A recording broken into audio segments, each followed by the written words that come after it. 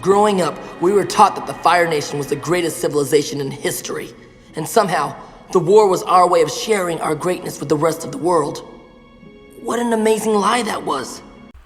So, I did promise that I was going to start doing more Avatar videos. Now, I did my defense of Azula like 5 ever ago, which I'm really proud of. I will link the video up above for you to click on and watch.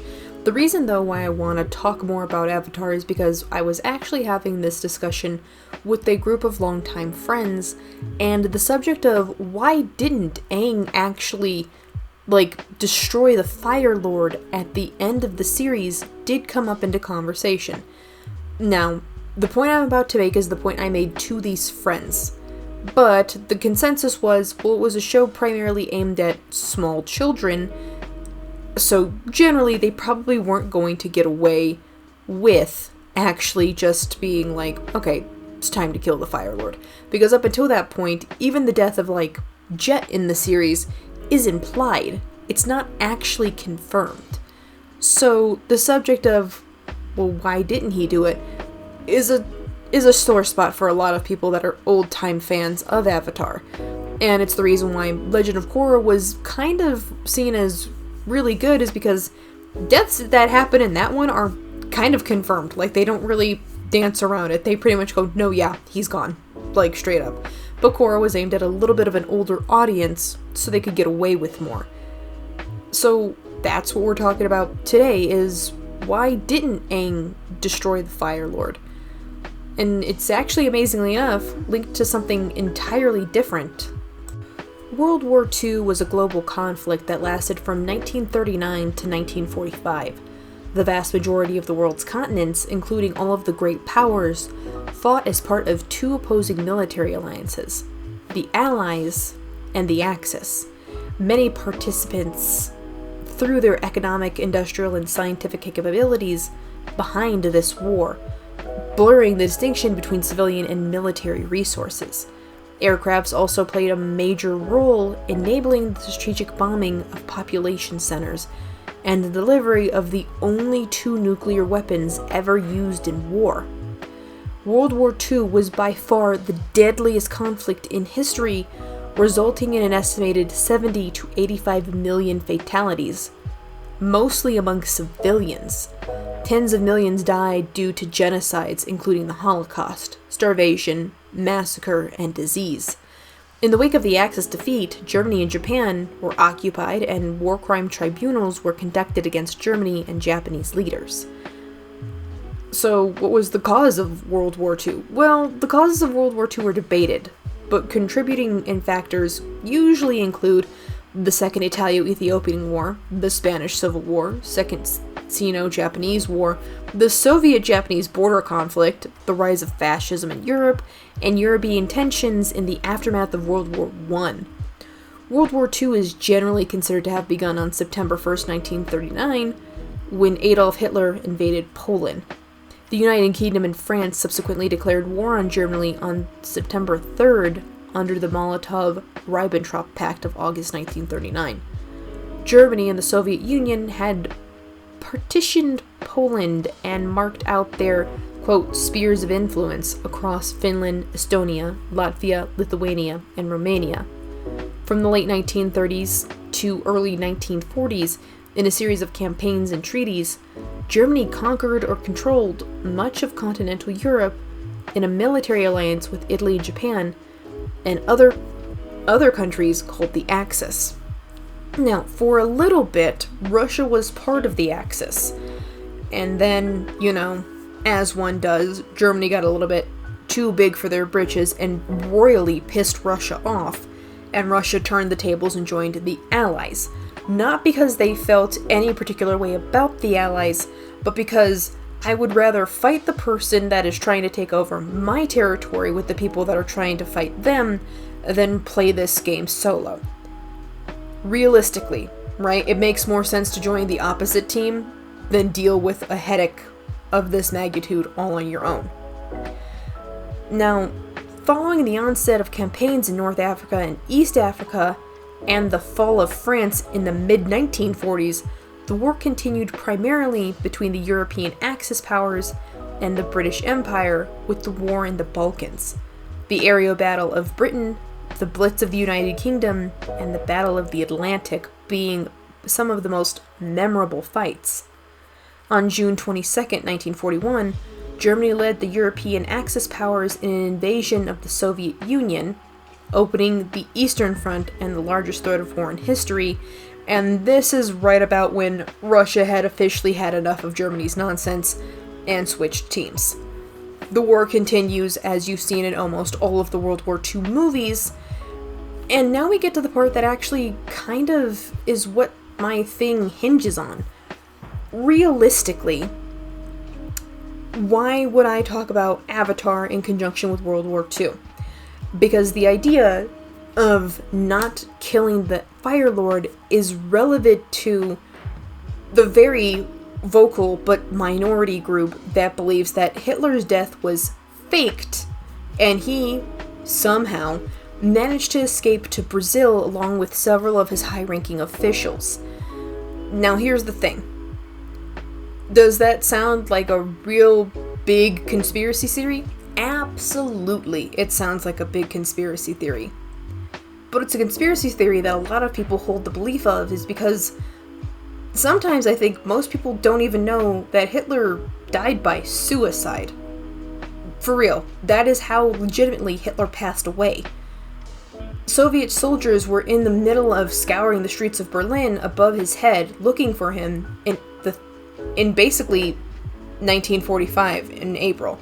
On April 30th of that same year, Adolf Hitler began his normal work routine in his bunker under the Reich Chancellery building. 10 days prior to that, he had emerged from the bunker into daylight on his birthday.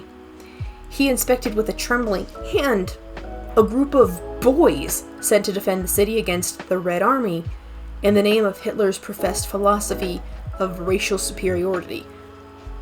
Why is it important that it was a group of boys? Because when a man goes to war, right, it makes more sense. You send adults to do adult things.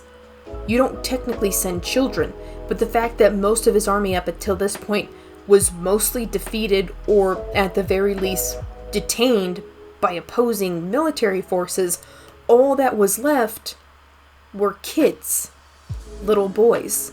That's all that was left. And because Soviet Russia at that time had zero chill, they really didn't care that they were kids. You're wearing the enemy's colors, so you have to go.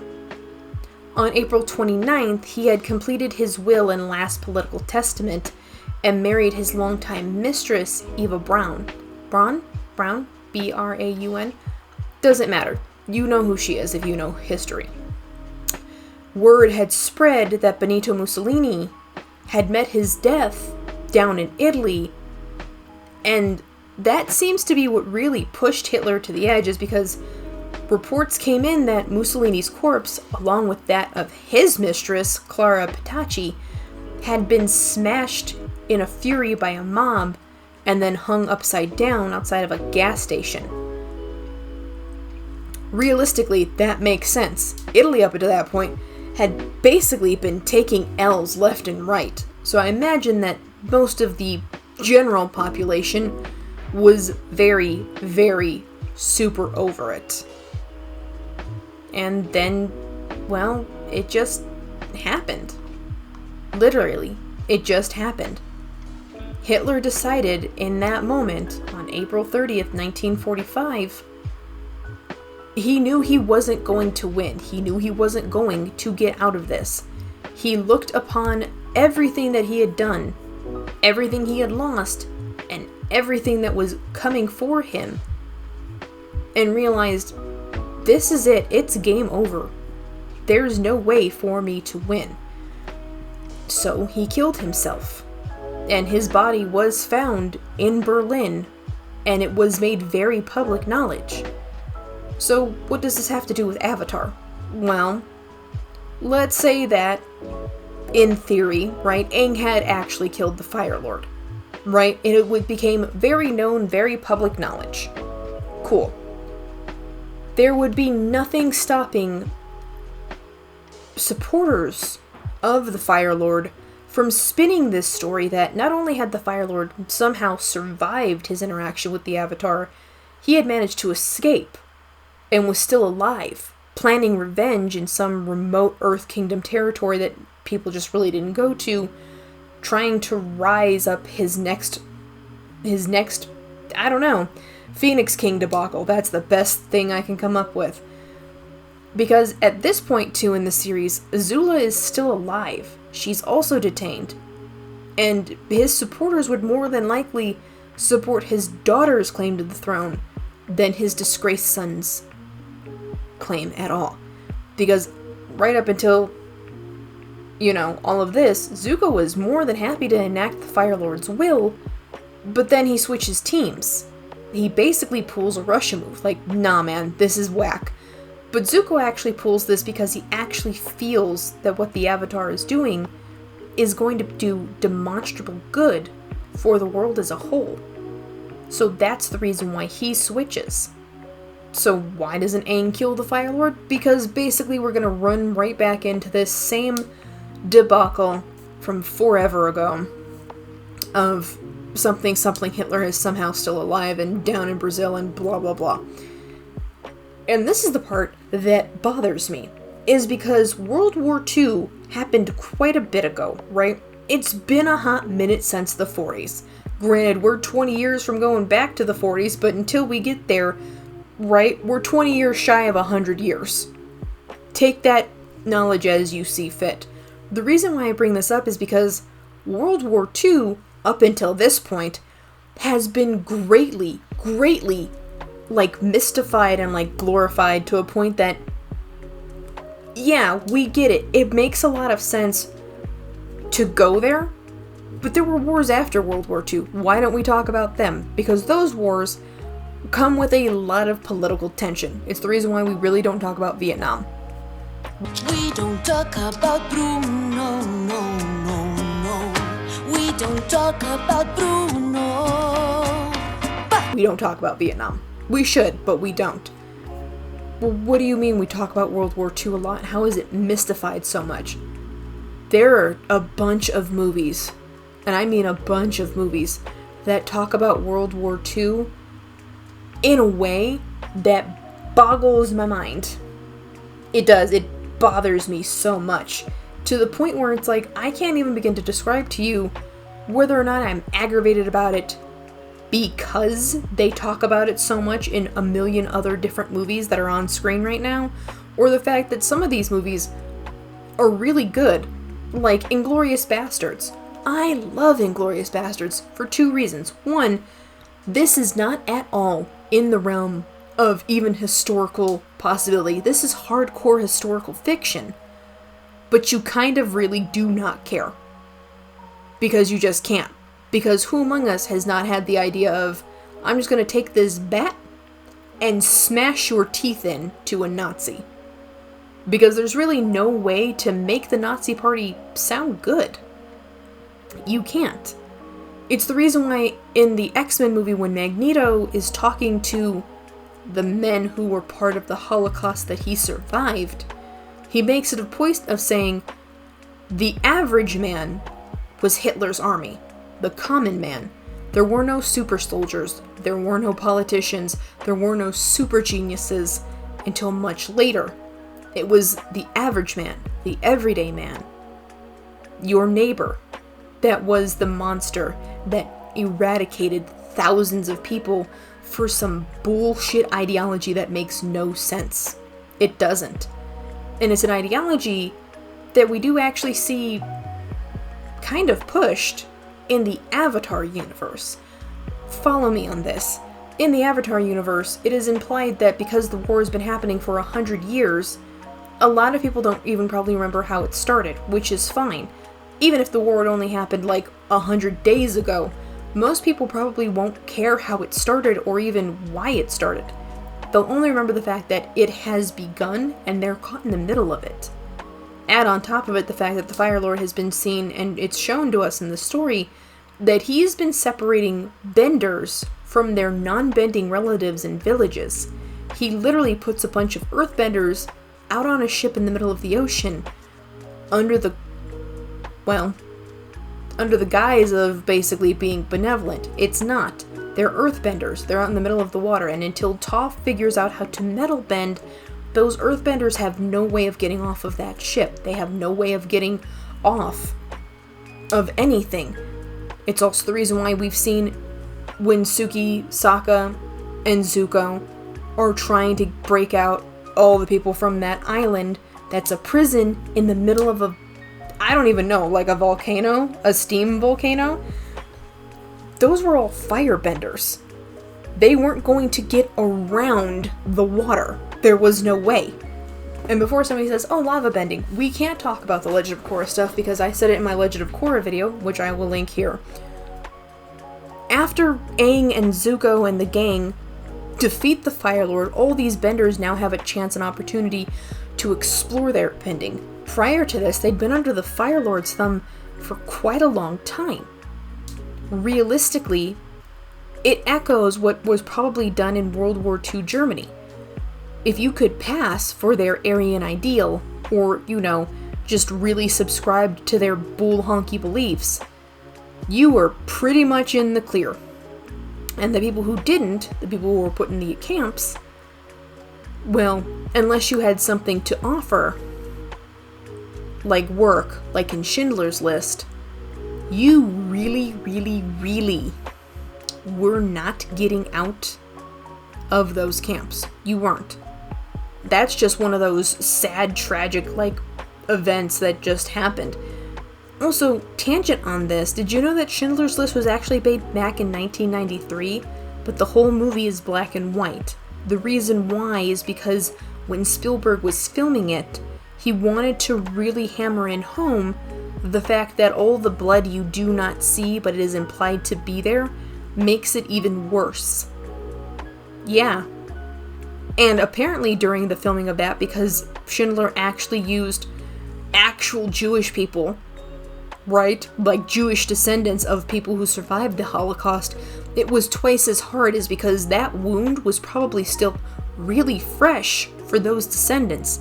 Because even though the people who survived the Holocaust might not be as healthy as they were, those stories were probably passed on through word of mouth. And that was probably really hard for them, but also really therapeutic to know that, no, somebody was trying to get us out. At the expense of his own life, I might add. Now, I won't sit here and try and defend Schindler, because that's just not going to happen. Schindler was absolutely a part of the problem of Nazi Germany, but he did recognize that the Jewish people, or in general, just the people in concentration camps as a whole, couldn't possibly have been to blame for everything that Hitler was saying. He benefited from the system of abuse, but he could admit that it was abuse. Again, that's not an excuse, that's an explanation. So, again, why are we bringing this up? Because Avatar is a really deep and compelling show. Avatar: The Last Airbender was a show made for kids. Avatar: The Last Airbender was one of the very few shows that upon rewatching it and rewatching it and rewatching it, you come to realize there's a lot of stuff that, if this was made for a more mature audience outside of the realm of kids, they probably could have gotten away with a lot more stuff, and it probably would have been just as deep.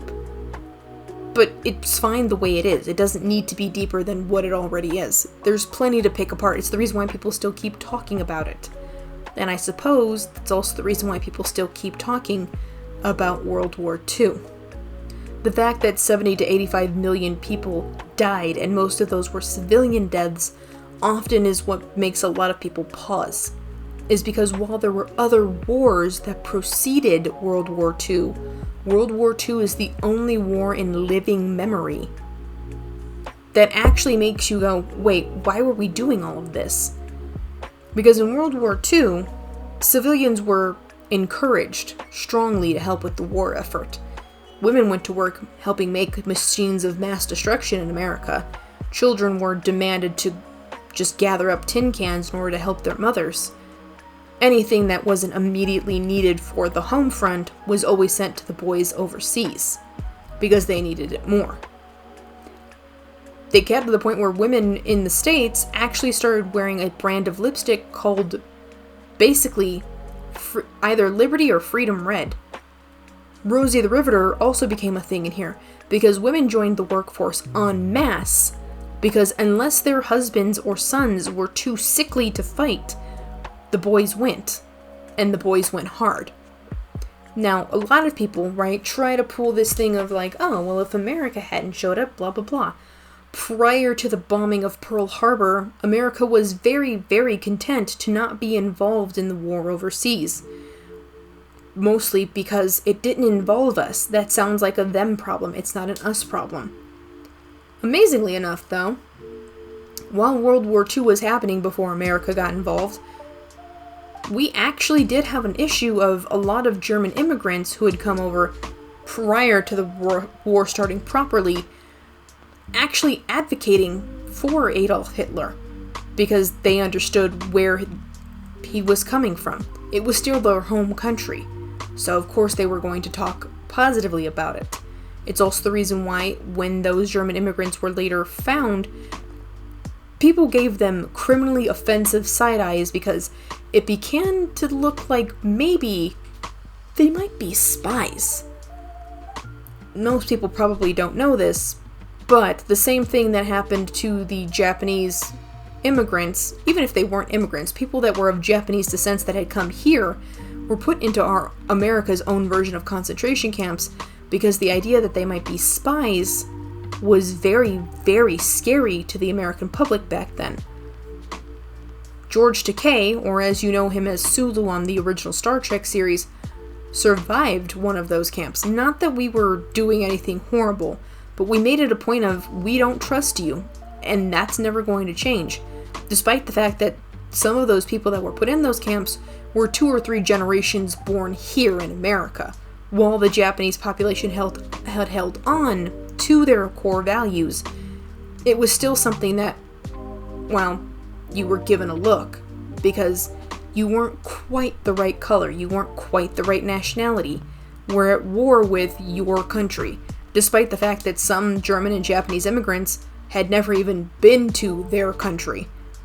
The name had transferred, the bloodline had transferred, the national pride had not, because they were American before they were anything else. But again, war times make paranoia very, very hard to get around.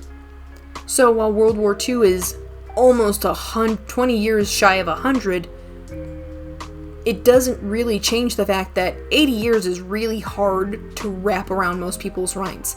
Because most people hear the term 80 years old, and they think, oh, my grandma and grandpa. Kinda. More likely than not, your great-grandfather or great-grandmother probably was living through World War II, and your grandparent was born in the immediate aftermath of it. Realistically, right, if we're being really generous. So, yeah. Is Avatar an allegory for World War II? No, not at all, not in the slightest.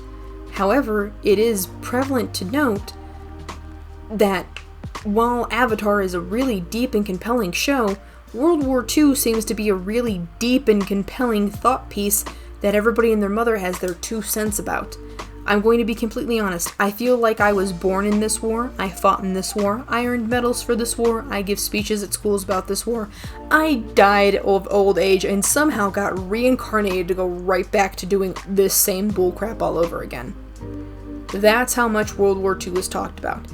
There's no reason not to talk about it, but at some point, we do have to pick a new war to start talking about. And considering what's happening now in current events, it seems more and more likely that another war is itching to be brewed, but there's a reason that we don't want to. Here's the thing. With Russia's invasion of Ukraine, it's basically like a precursor to war. Now, because of all of the countries surrounding Ukraine now joining NATO, Russia now has to make a very, very hard clinical decision.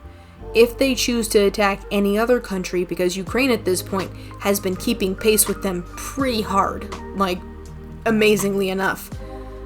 If Russia chooses to attack any other nation surrounding Ukraine, that is going to start a war. because then you've now attacked an ally, and that means everybody else that's part of the group has to step in and start doing things.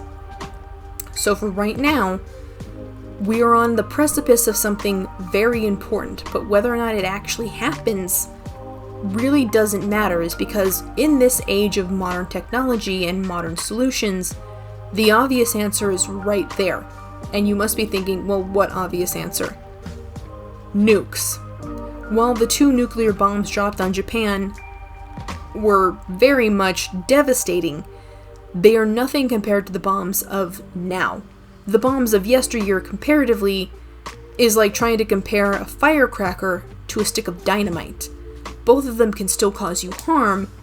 One of them is just going to do a lot more damage than the firecracker can.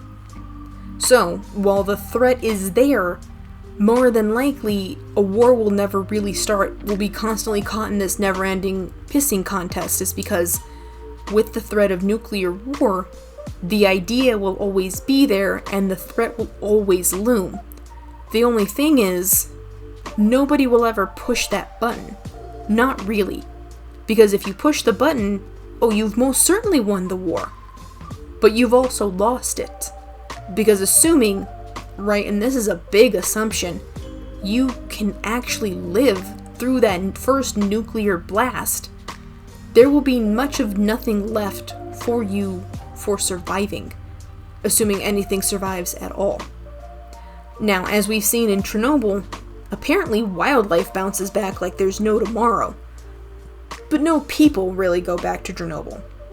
The ground is still too radioactive for any human to live on long term. The water is still way too radioactive to even begin to think about pretending to cleanse it to try and drink it. Nuclear bombs, especially what happened in Chernobyl back in the 80s, are a wonderful way of telling you, no, if a nuclear bomb goes off, because that was just a facility, right? That was a reactor. That wasn't even a bomb. Human beings will not see the sun rise after that war head goes off. But the animals will. I've always told people it like this, and I know it sounds very, very cynical of me, but also it's very, very true. If the sun doesn't rise for humanity, that's one thing. But I promise you, the Earth will still see the sunrise tomorrow.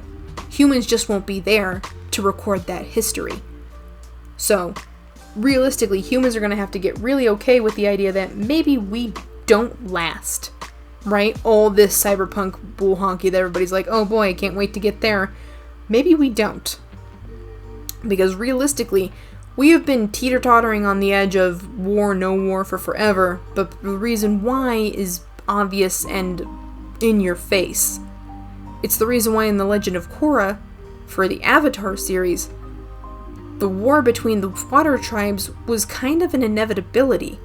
Not because they wanted to go fight, but because things had just built up and up and up and up forever, to the point that there was just no way to get around it. That's really all it was. Sometimes the pressure cooker of societal standards and long-standing grudges take precedence when they shouldn't. But that's it. That's all I've got. Thank you for coming to the show. If you could please like, share, and subscribe, I'd really appreciate it. And I hope you guys have an amazing rest of your day. Bye!